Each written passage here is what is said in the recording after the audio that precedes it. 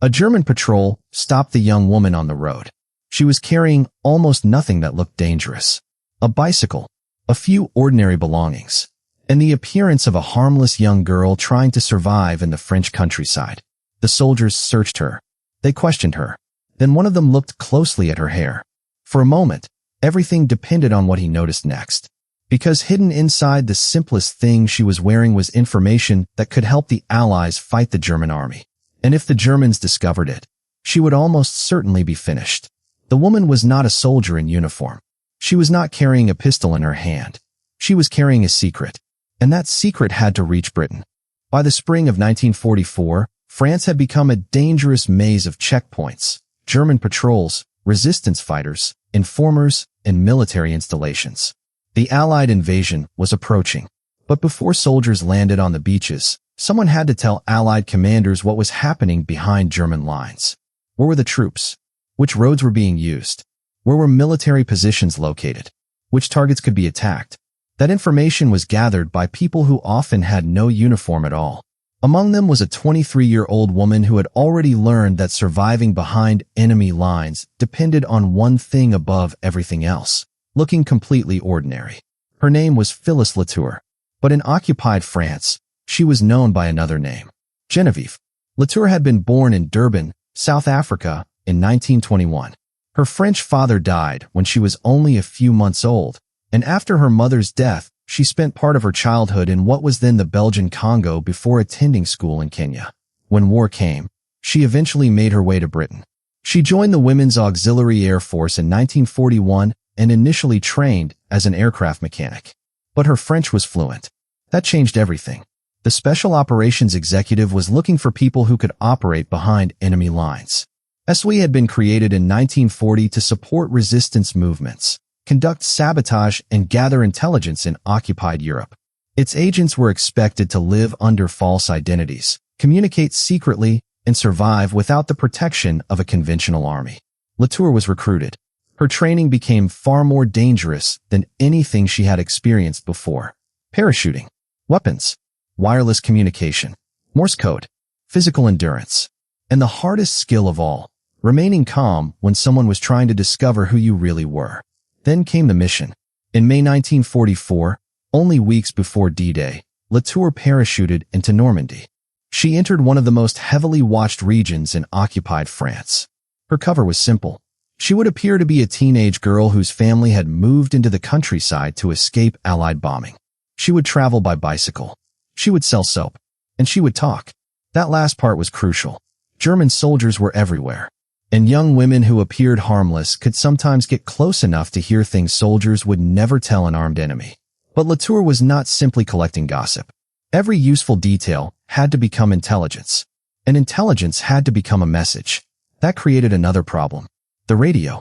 A wireless transmitter could connect her to Britain, but transmitting from occupied France was extremely dangerous. German forces used direction-finding equipment to locate radio operators. Every transmission could reveal her position, so Latour had to keep moving. She also needed to protect the codes that turned her information into messages. And this was where her most unusual piece of equipment came into play. Her secret was hidden in her hair. The codes were printed on a small piece of silk. She wrapped the silk around a knitting needle and concealed it inside a flat shoelace that she used to tie her hair.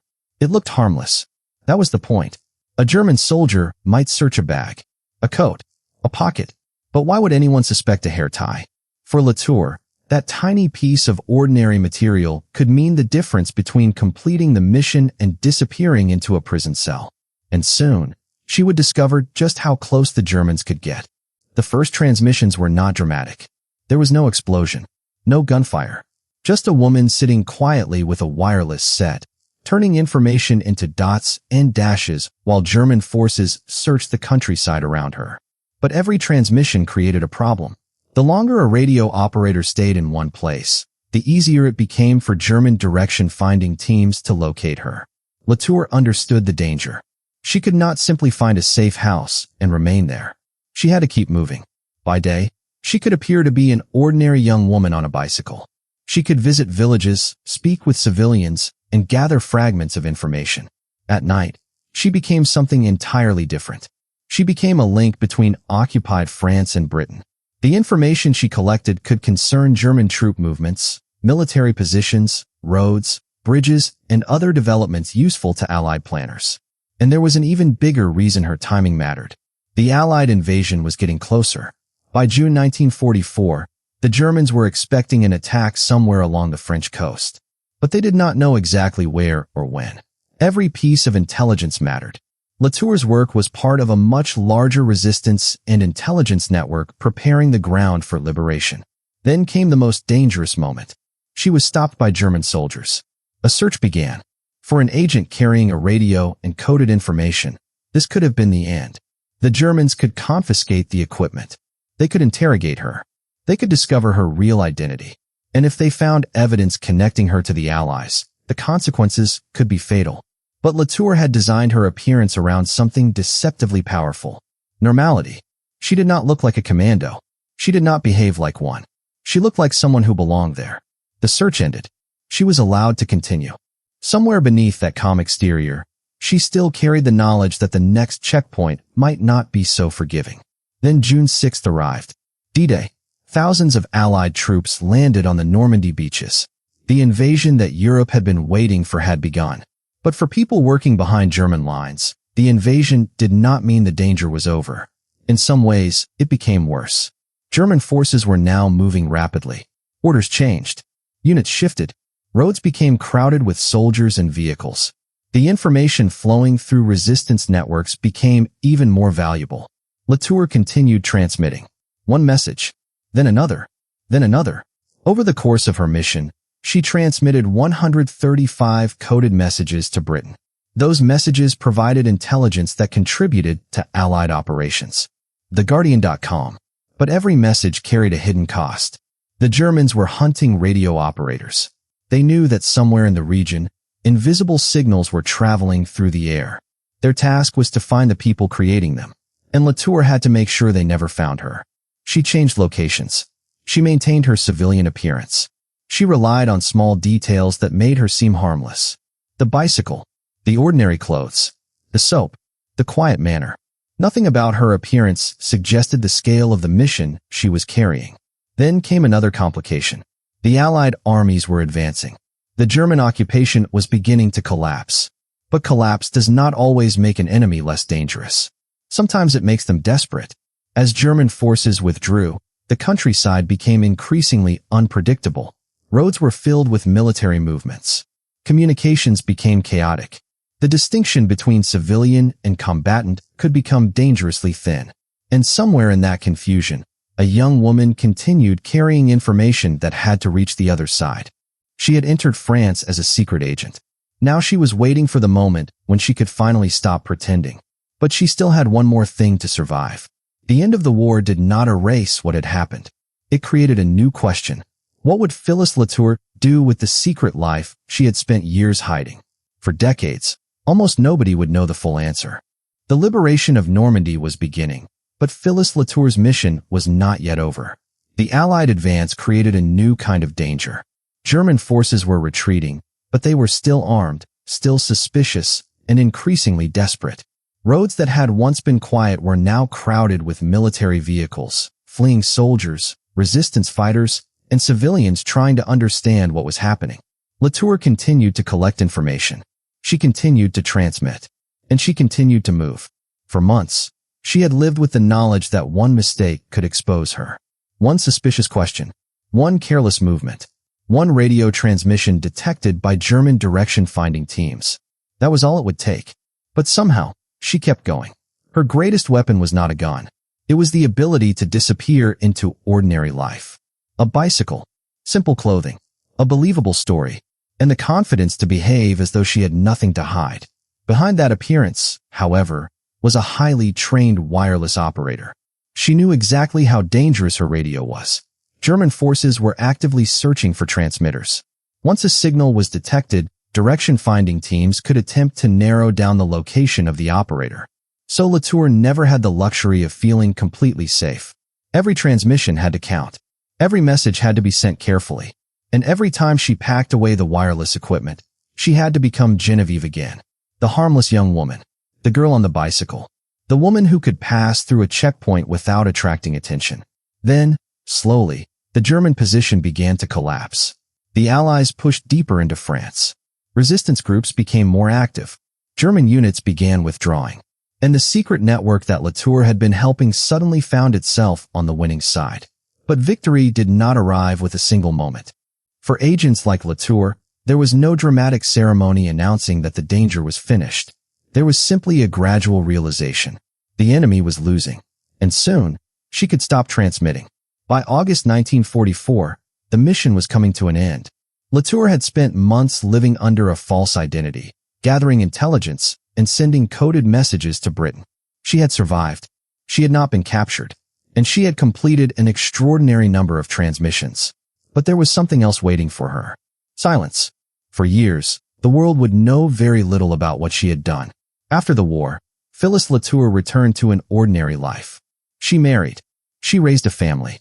She moved between countries. And she carried the memories of Normandy with her.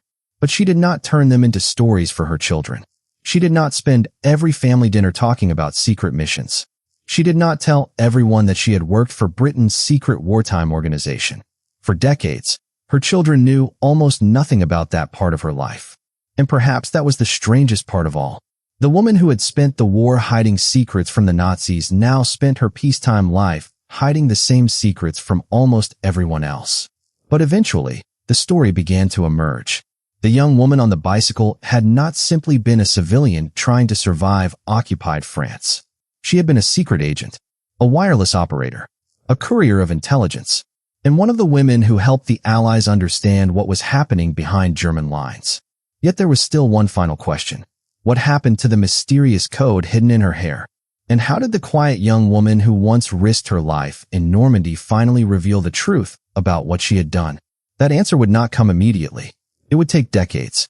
For almost half a century, the truth remained buried. Not because Phyllis had forgotten, not because she was ashamed, but because secrecy had become part of who she was. Then, slowly, the world began to change. The war archives opened. Stories of resistance fighters and secret agents began emerging from classified files. Names that had once been hidden behind code names were finally being connected to real people.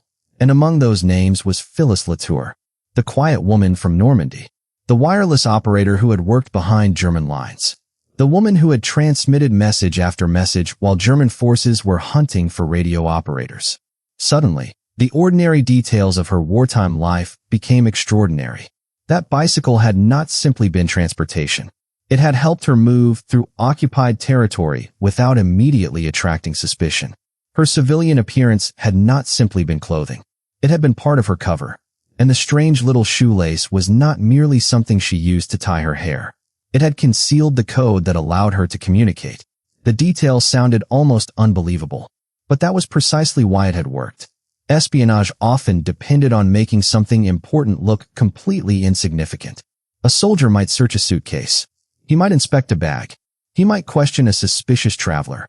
But a simple shoelace? Why would anyone imagine that it could contain a secret capable of connecting an agent in occupied France with Allied headquarters? That tiny hiding place became one of the most remarkable details of Latour's story. But the numbers told an even bigger story. 135 coded messages. Each one had to be prepared. Each one had to be transmitted. And each one had to be sent without allowing German forces to discover the source. Her work provided intelligence about German military activity and contributed to the wider Allied intelligence effort during the crucial months surrounding the Normandy campaign. And now, decades later, people could finally understand what that meant. The young woman who had seemed almost invisible had been doing work of enormous importance. Recognition followed. Her wartime service was formally acknowledged, and her story began appearing in histories of the Special Operations Executive and the women who served in Britain's secret wartime networks. But something about Phyllis remained striking. She never seemed interested in turning herself into a legend. There was no need to exaggerate the story. The facts were already extraordinary enough. She had entered occupied France. She had operated under an assumed identity. She had carried secret codes. She had transmitted intelligence. She had survived. And then she had disappeared back into ordinary life. For years, history had barely noticed her. Now it could no longer ignore her. Her story became part of a larger realization about the Second World War. Thousands of people had contributed to the Allied victory without wearing the uniforms that appeared in photographs. Some worked underground. Some carried messages. Some gathered intelligence. Some operated radios. And many of them remained unknown for decades. Phyllis Latour was one of those hidden figures. Her story also challenged the image people often have of a spy. There was no glamorous secret laboratory, no dramatic sports car, no obvious weapon. Instead, there was a bicycle, a civilian disguise, a radio, and a young woman who knew how to remain calm when everyone around her was dangerous. The smallest object in her story may have been the most symbolic. The shoelace. It represented the entire philosophy of her mission. Hide the important thing inside the ordinary. Make the extraordinary look harmless. And never give the enemy a reason to look twice. Decades later, that same secret that had once needed to remain invisible became one of the reasons people remembered her. The irony was almost perfect. The object that had helped hide her identity eventually helped reveal her story. And once her wartime service became known, Phyllis Latour could finally be seen for what she had been all along. Not simply a young woman caught in a terrible war. Not simply someone who survived occupation, but a trained intelligence operative who knowingly entered enemy territory and continued working despite the enormous risks. Her story eventually became a piece of the historical record, and with it came something she had never needed during the war. A public acknowledgement of what she had done. But perhaps the most powerful part of her legacy was not the recognition. It was the example. Because courage does not always announce itself.